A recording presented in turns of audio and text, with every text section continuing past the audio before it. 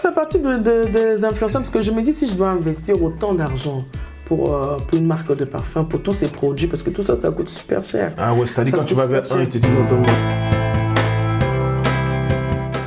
donne-moi 2000 euros. Même forcément pas les influenceurs africains, ils sont encore moins chers. Ils sont encore moins chers parce que moi, je partais vers les influenceurs de la télé-réalité française. J'ai plein de messages sur Instagram où on te parle d'une story à 1500 €. Une story de 24 heures à 1500 €. On te parle d'un post à 5000 €. Ah oui, je me souviens à l'époque, même mon chargé de communication avait contacté Nabila, je me souviens. Ah si, nous on est partis vers les gens de la télé-réalité française. Tu voyais grand, mais c'est tout découragé tout de suite. Donc en fait, je me suis dit en 3 stories, 4 stories, un post, c'est déjà 20 000 €. Bon, je ne suis pas financée par une banque quelconque pour pouvoir investir autant d'argent. Donc ce qu'on a fait, on ne s'est pas pris la tête, on a commencé à chercher des petits influenceurs. Et là-bas encore. Voilà. Et là-bas encore, ça va. Et ils demandent des échanges de produits contre publication, contre story. Et bon, c'est comme ça qu'on a commencé. Hein.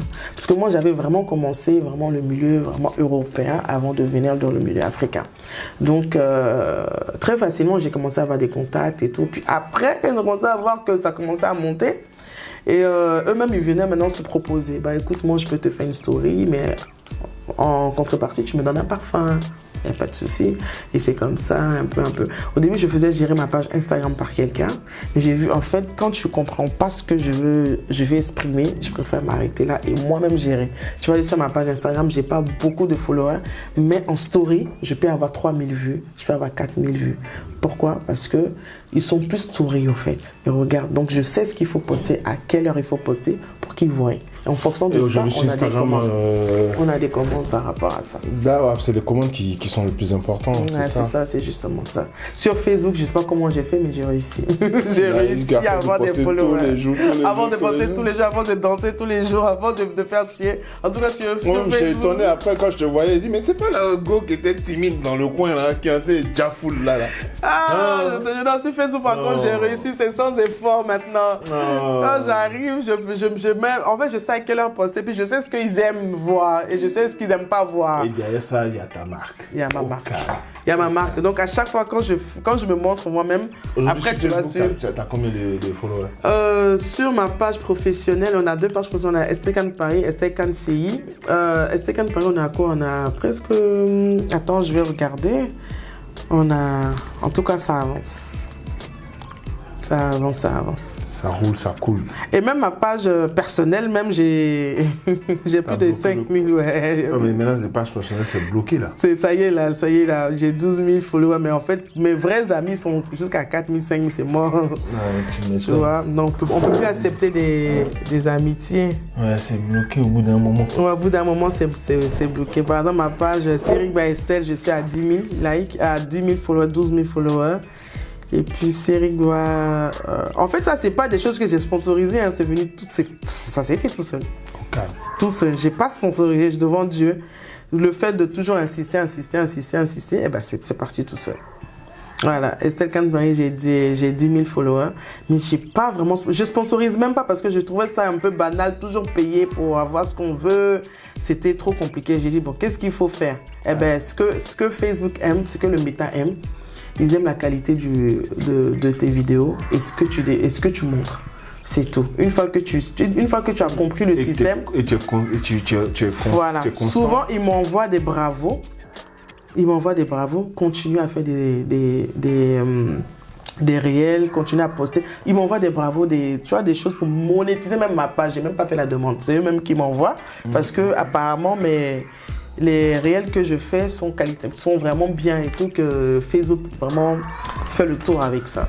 Est-ce qu'aujourd'hui tu penses que tu as atteint certains de tes objectifs? Alors, on va dire oui, parce qu'on ne peut pas dire en 3 ans de parcours, on n'a pas atteint, c'est archi faux. J'ai atteint, le plus gros c'était la communication. Et je pense que j'ai quand même réussi parce qu'aujourd'hui, c'est plus moi qui vais vers les gens pour demander à participer à leur événement, à faire des stands et tout. C'est les gens eux-mêmes qui viennent à moi maintenant. C'est des gens eux-mêmes qui viennent à moi. Ça a été quelque chose que je me suis battue pour réussir. Et la deuxième chose, même les fournisseurs, hein, avant c'est moi qui partais chercher. Mais maintenant, avec ce que je fais, eux-mêmes viennent vers moi. Écoutez, on a tel produit qui est fait, on a des flacons disponibles. J'en ai peu, tu vois, là par exemple, à chaque fois qu'il y a des événements par exemple de packaging, on dit ça packaging. Donc à chaque fois ils m'appellent, je participe à des événements. S'il y a par exemple des salons de parfums, on me contacte directement par email. Est-ce que tu veux venir présenter tes produits? Je pense que sur ce côté-là quand même j'ai été référencée parce que j'ai mis la patate et maintenant ça va. Super. On vient vers moi. Aujourd'hui en tant qu'entrepreneuse, est-ce que tu gagnes ta vie? Alors, on va dire, il y a 3 ans, je ne gagnais rien du tout. Je gagnais rien du tout parce que j'investissais seulement. Je mettais. Et il y a 1 an et demi, je vais mentir, sinon tu ne vas pas trouver ce beau cadre avec tout ce qu'il y a, à l'intérieur. Je réinvestis très vite. Pour ne pas me perdre et je reste modeste au fait parce que même si tu fais un bon chiffre d'affaires, faut réinvestir, il faut acheter le matériel parce que ça coûte super cher. Il faut être vraiment... Le plus gros, c'est d'avoir du stock. Parce que quand l'année débute, les événements s'enchaînent jusqu'à la fin de l'année. Il ne faudra pas avoir rupture de stock. Ça, c'est ce qui était ma bataille quand j'ai commencé. Quand le stock finissait, il faut attendre d'avoir un peu d'argent. Mais là, aujourd'hui, on a toujours du stock. Que ça soit au labo, que ça soit à l'usine, on a toujours du stock. Et puis, on va dire quoi, si je gagne bien ma vie, il ne faut pas que je vais mentir. Oui, ça va, ça commence à venir. En tant qu'entrepreneuse, quel conseil peux-tu donner à quelqu'un qui débute un business? Alors, moi, je parle toujours d'une chose. Il faut aimer d'abord ce que tu fais. Parce qu'il ne faut pas entreprendre parce que ça marche pour Estelle. Elle a fait du parfum, ça marche. Je vais forcément faire du parfum. Non.